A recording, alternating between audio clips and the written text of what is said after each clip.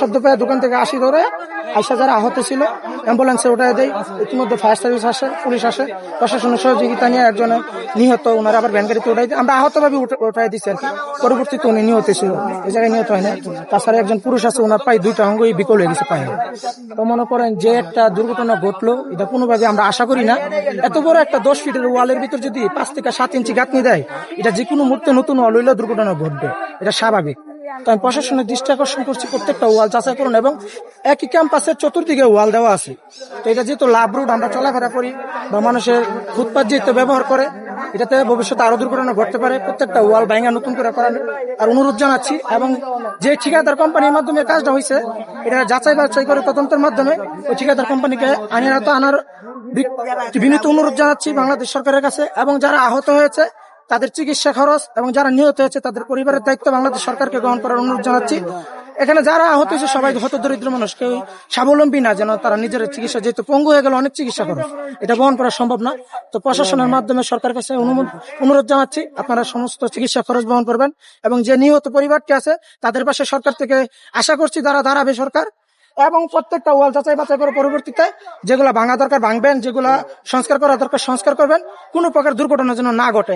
আমাদের জীবন গেলে আমরা আর জীবনটা ফিরে পাই না। হয়তো বা মনে করেন আপনারা 10 লাখ 5 লাখ টাকা দিয়ে আহত নিহত পরিবারকে শান্ত করতে পারবেন, কিন্তু আরেকটি জীবন গেলে জীবনটা ফেরত পাওয়া যাবে না।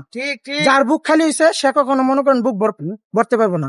সুতরাং প্রত্যেকটা ওয়াল যাচাই বাছাই করে নতুন ভাবে কাজ করার জন্য সরকারের কাছে অনুরোধ জানাচ্ছি, ভবিষ্যতে যেন এরকম দুর্ঘটনা না ঘটে। রড দিয়ে কাজ করতে করতে আমি 100% শিওর, যে সরকারের আমলের কাজ হোক, এটা সম্পূর্ণ রড দিয়ে বাজেট আনা হয়েছে। এবং যে কাজটা করতে 2 লক্ষ টাকা লাগে, ওই কাজটা সরকার থেকে 5 লক্ষ টাকা বাজেট আছে, যেন কাজটা একটু ভালো হয়। তারপর যদি ঠিকাদার কোম্পানি টাকা খাওয়ার জন্য যদি আমাদের জীবন রিস্কে ফেলে তারা কাজ করে, তাহলে এটা ঠিকাদার কোম্পানির দায়, এটা সরকারের দায় না। সরকার এই জায়গায় এসে পরিদর্শন করবে না।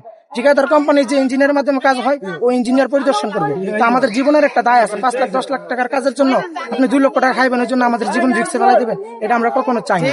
এই যে রাস্তাঘাট দেখেন, প্রত্যেকটা রাস্তাঘাট কাজ করতেছে 2 মাস 4 মাস পরে ঘর হয়ে যেতেছে। তো সরকার থেকে তো ওইরকম কাজে বাজেট দেওয়া হয় না। সরকার থেকে বিরাট একটা বাজেট দেওয়া হয়, জনগণ যেন 50 বছর 100 বছর এই রাস্তায় বা এই রুটে চলাচল করতে পারে, এরকমই একটা বাজেট দেওয়া হয়েছিল। তো 15-20 বছর টিকলো না।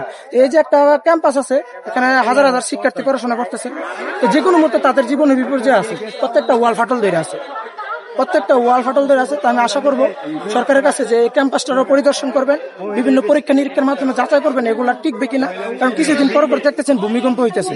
তো ভূমিকম্প যদি হয় যে কোনো মুহূর্তে দুর্ঘটনা ঘটতে পারে।